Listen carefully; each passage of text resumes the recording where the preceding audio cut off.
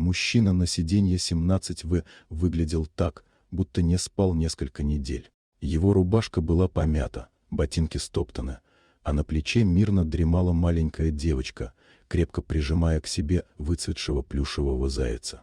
Несколько пассажиров переглянулись и закатили глаза, мол, некоторые люди не умеют держать себя в порядке. Стюардесса вежливо попросила мужчину убрать сумку из прохода. Он неловко поднялся, споткнулся и уронил маленький контейнер для завтрака с наклейкой «Лучший в мире папа». Кто-то хмыкнул, кто-то даже тихо рассмеялся. Мужчина покраснел, но не произнес ни слова. Никто в салоне не догадывался, что этот усталый отец-одиночка когда-то был капитаном Адамом Коллинзом, легендарным пилотом ВВС США. Его позывной «Орел-9» знали в каждой истребительной эскадрилье. Он спас десятки жизней, но после гибели жены сложил форму, чтобы самому воспитывать дочь. Когда самолет попал в зону турбулентности, в динамиках неожиданно прозвучал голос капитана.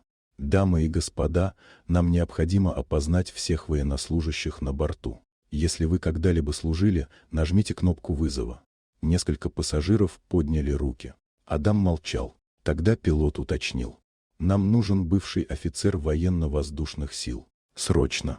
В салоне повисла напряженная тишина. Адам тяжело вздохнул, поцеловал дочь в лоб и только после этого нажал кнопку. Через пару минут к нему подошел второй пилот с спутниковым телефоном. «Сэр, они спрашивают ваш позывной».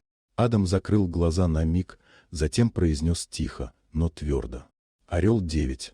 На другом конце провода последовала пауза, а потом взволнованный голос подтвердил, имя было слишком известно. Именно «Орел-9» когда-то возглавил рискованную операцию по спасению мирных жителей за океаном. Те самые пассажиры, что минуту назад посмеивались, теперь оборачивались и с недоверием смотрели на мужчину в простом кресле 17В.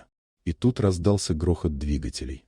Прямо за окнами самолета в идеальном строю пролетели два истребителя F-22 «Репта». Капитан объявил: ВВС активировали протокол сопровождения. И все это ради человека, сидящего рядом с вами.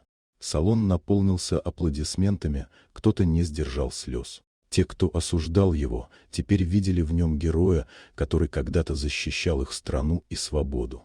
Адам лишь сжал руку дочери. Девочка приоткрыла глаза и прошептала: «Папа, это твои друзья?» Он мягко улыбнулся.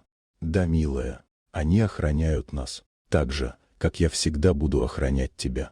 До конца полета никто больше не видел усталого отца-одиночку. На его месте сидел человек, в котором воплощались мужество, жертва и любовь.